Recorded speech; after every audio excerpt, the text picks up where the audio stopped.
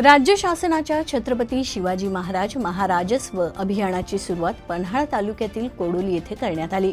या अभियानांतर्गत सातबारा उतारे, लक्ष्मी मुक्ती योजना, विविध प्रकारचे जाती व उत्पन्नाचे दाखले, सामाजिक अर्थसहाय्य योजना तसेच कृषी विभागाच्या स्वर्गीय गोपीनाथ मुंडे अपघात विमा योजना, बी बियाणे योजना आदी विविध योजनांमधील तब्बल 2200 लाभार्थ्यांना दाखल्याचे वाटप करण्यात आले। हे वाटप डॉक्टर आमदार विनय कोरे यांच्या हस्ते करण्यात आले। यावेळी बोलताना आमदार डॉक्टर विनय कोरे यांनी सांगितलं की गावांना आवश्यक असलेल्या पानंद रस्त्यांचा समावेश बळीराजा योजनेत करण्यासाठी ग्रामपंचायतींनी प्राधान्य द्यावे। तसेच गावाच्या जवळील 200 मीटर हद्दीतील घरांचा गावठाणात समावेश करण्याबाबत प्रयत्न सुरू आहेत।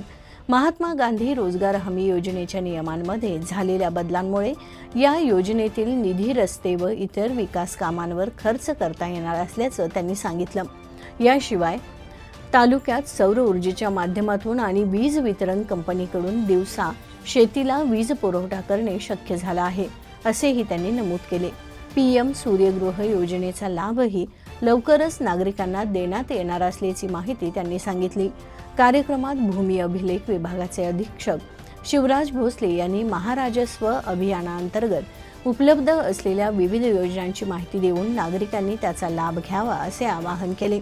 या कार्यक्रमाला पन्हाळ्याचे उपविभागीय अधिकारी समीर शिंगटे, तहसीलदार माधवी शिंदे, नायब तहसीलदार संजय वळवी, रोहिणी गायगोपाळ, जिल्हा परिषद सदस्य अमरसिंह पाटील, डॉक्टर जयंत पाटील यांच्यासह अनेक मान्यवर उपस्थित होते।